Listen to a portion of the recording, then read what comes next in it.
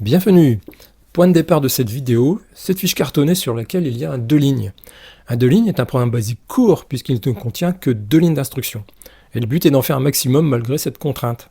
On trouvait des 2 lignes dans le journal hebdo-logiciel qui proposait des listings pour nos ordinateurs des années 80. Alors je vois ici qu'il est noté son cassette sur HPTV. On a donc ici un programme qui permet d'écouter ce qu'il y a sur une cassette à partir du datacassette du Commodore 64. Il n'est pas question ici d'écouter de l'audio, de la musique, c'est impossible dans cette configuration. Mais on pourra savoir s'il y a des données enregistrées. Je vous propose d'essayer cela et de voir si on peut aller un peu plus loin. Voilà, mais tout d'abord le contexte. Dans les années 80, sur les ordinateurs 8 bits familiaux, il était rare d'avoir un lecteur de disquette. On utilisait par contre beaucoup les cassettes, bien moins chères, et les jeux du commerce étaient également sur ce support. Après avoir tapé un programme, recopié laborieusement d'après un listing trouvé dans le logiciel par exemple, il fallait bien le sauver. Et donc, à défaut d'avoir une cassette neuve, il fallait trouver un endroit libre sur une cassette partiellement remplie. Le but était de ne pas écraser les précieuses données déjà enregistrées. Comme on utilisait en général des cassettes d'au moins 30 minutes par face, on pouvait stocker plusieurs programmes sur chaque face. Sur certains ordinateurs, il y a un petit haut-parleur qui permet d'avoir le son de ce qui était enregistré ou lu sur la cassette. Possible d'utiliser un lecteur de cassette normal, et donc on pouvait aussi l'utiliser pour s'assurer du bon positionnement de la cassette avant son utilisation informatique. Le lecteur de cassette standard était relié à l'ordinateur par de simples câbles audio adaptés. Et donc pour recharger un programme, il fallait d'abord le trouver. On pouvait utiliser le compteur d'avancement sur le datacassette.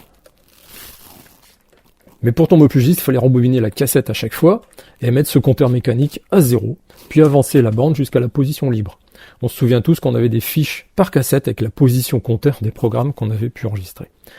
Néanmoins, par sécurité, surtout avant d'écrire sur la cassette, il valait mieux l'écouter pour savoir si on était bien sur une zone vierge. Par contre, sur les Commodore 8 bits, c'est le silence total. Aucun son ne peut sortir du datacassette, ni de l'ordinateur, dépourvu de haut-parleur. L'ordinateur ayant également une fiche spécifique pour ses datacassettes, pas moyen d'adapter facilement un lecteur de cassette standard. C'est là qu'intervient le programme 2 lignes de ma fiche cartonnée. Voilà, j'ai sorti le Commodore 64 avec son datacassette. J'ai tapé le programme, donc il est très simple. Première ligne, il va lire les 20 octets de data qui sont dans la seconde ligne et va les placer en mémoire à l'adresse 49152. Et ensuite, il y a un appel SYS 49152 pour lancer ce programme. Voilà, j'ai ici une cassette avec des données. On va regarder ce que ça donne, on va écouter.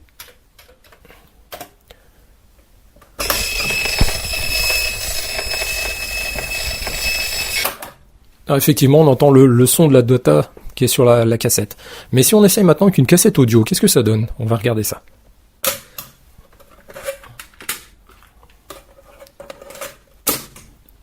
Un peu de musique.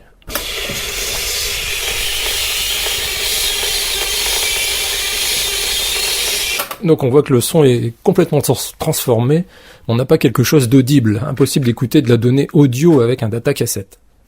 Bien, j'ai sorti le Commodore 128 pour étudier la structure du programme. Donc voilà, je suis en mode Commodore 64, on retrouve notre listing. Je vais l'exécuter pour que les données soient placées en mémoire. Voilà, le programme fonctionne, mais c'est pas ça qui m'intéresse là pour l'instant. Je vais rebooter le Commodore 128. Il y a un petit bouton reset sur le côté, et cette fois-ci me voilà en mode 128. Et on va monitorer ce qui est arrivé en mémoire. Donc l'instruction monitor me fait accéder effectivement au moniteur qui me permet de désassembler des parties de la mémoire. On a vu que le programme tout à l'heure plaçait des instructions à l'adresse mémoire 49152, ça correspond à l'adresse C000 en hexa. On va désassembler cette adresse. Désassemble C. Et voilà le programme qui a été chargé par notre petit 2 lignes en basique. Alors voici le programme. Première ligne, ça charge dans le cumulateur la valeur obtenue à l'adresse 028E. C'est le statut de la touche Shift. Si la touche Shift est placée, on a autre chose que 0, sinon on a 0. La ligne suivante vérifie qu'on est bien à 0, pas à 0 justement, branche not equal. Et si c'est le cas, on va à l'adresse C014. Et C014, c'est la fin du programme, ici. Voilà. Si c'est pas le cas, aucune touche Shift n'est enfoncée, on va progresser dans le programme et passer à la ligne suivante. on va charger dans l'accumulateur la valeur obtenue à l'adresse DC02. DC0D, c'est une adresse de contrôle des interruptions de l'ordinateur. À chaque fois qu'il y a un événement, une interruption, on va obtenir une valeur sur cet octet. Et en l'occurrence, on va faire une opération AND avec la valeur hexa 10 pour isoler le bit 4 de cet octet. Et le bit 4 représente une interruption au niveau du port datacassette. Il y a une activité entrante au niveau de la datacassette. Si on est égal à 0, c'est-à-dire qu'il n'y a pas d'activité, A contient la valeur 0, et on va se brancher, BEQ, on va se brancher à l'adresse C00E. À l'adresse C00E, on va placer l'accumulateur dans la mémoire, en zone mémoire D418. Sinon, si on a une activité sur le bit 4, on va charger A avec la valeur 15, c'est le volume à fond en fait.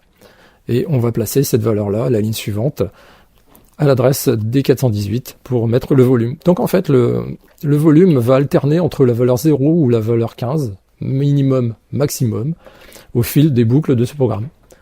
La dernière ligne d'instruction, jump C00, on recommence le cycle au début, et ça repart. Alors, à partir de la configuration de départ, je vais vérifier que la touche Shift permet de quitter le programme. Je vais le relancer. Voilà, bon, je n'utilise pas le magnétocassette, c'est pas le but ici, et je vais tout simplement appuyer sur la touche Shift. Et voilà, ça rend la main, donc le programme sort bien au contrôle de la touche Shift. Alors voilà, j'ai voulu en avoir le cœur net et tester le fait de mettre le son à 0 ou le mettre à fond, produisait un son, effectivement. Donc j'ai écrit un petit programme, toujours à l'adresse C3x0. Je charge l'accumulateur avec la valeur 0 et je l'envoie dans le registre de volume, donc pas de volume. Ensuite, je le charge avec 0F, c'est-à-dire volume maximum à 15, et je l'envoie dans le registre du réglage du volume. Et jump C00, je reboucle indéfiniment comme ça. Donc je vais faire alterner très très rapidement le fait de mettre le volume à 0 et le fait de le mettre à fond. Et on va voir ce que ça donne. Donc pour faire ça, je vais revenir en mode 64. Les données sont gardées en mémoire quand je passe d'un mode à l'autre. Et tout simplement, ici REQS 49152. Ah oui, le pavé numérique ne marche pas en mode 128. Donc 49152. Et voilà ce qu'on entend. Voilà, c'est prouvé. Pour en terminer avec le monde de Commodore, j'ai cherché sur des forums et j'ai trouvé des sources, notamment pour le Plus 4, qui faisait la même chose, qui permettait d'écouter une cassette sur l'ordinateur, mais aussi un autre programme sur VIC-20. Je me suis permis de le télécharger et je vais vous le montrer maintenant. Ce programme se compose donc de quelques lignes basiques et est suivi de data sur le même principe de chargement que le programme qu'on a vu sur Commodore 64. Donc si je liste, j'ai un début en basique suivi de lignes de data qui représentent le programme en langage machine qui sera chargé. On va l'exécuter. Voilà, donc c'est Tapetone, c'est un programme allemand qui permet d'écouter la cassette sur un VIC-20. La particularité de ce programme, c'est qu'il ajoute une nouvelle commande au basique qui est la commande tape, qui va permettre donc de faire cette écoute. On va essayer. Tape, press play on tape.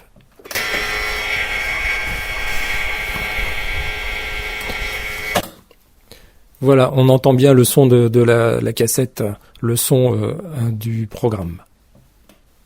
On va essayer maintenant avec une cassette audio pour voir ce que ça donne. Alors je vais retirer ma cassette de données et mettre ma cassette de musique. Tape. Press play on tape. On écoute.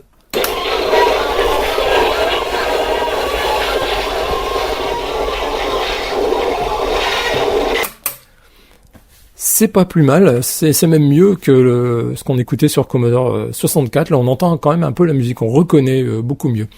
Mais néanmoins c'était vraiment pas de la qualité audiophile. Donc après avoir écouté le son à travers les entrailles de la machine, je propose de remonter un peu plus loin en amont vers la cassette et d'étudier en fait ce qu'on peut sortir de la fiche qui connecte le datacassette à l'ordinateur. On va faire un petit montage. Voilà le câblage du magnétocassette. Donc je vais me brancher entre la masse et la cassette read, broche A1 et D4, et on va regarder ce que ça donne. Donc à partir du VIC-20 ici, j'ai fait un petit montage. Je récupère les signaux qui m'intéressent sur la fiche du port cassette. J'ai juste inséré des petits bouts de trombone pour récupérer les signaux. Et j'ai connecté tout simplement les prises Croco en entrée d'une paire d'enceintes informatiques tout à fait classique. Voilà, on va écouter ce que ça donne maintenant tout simplement.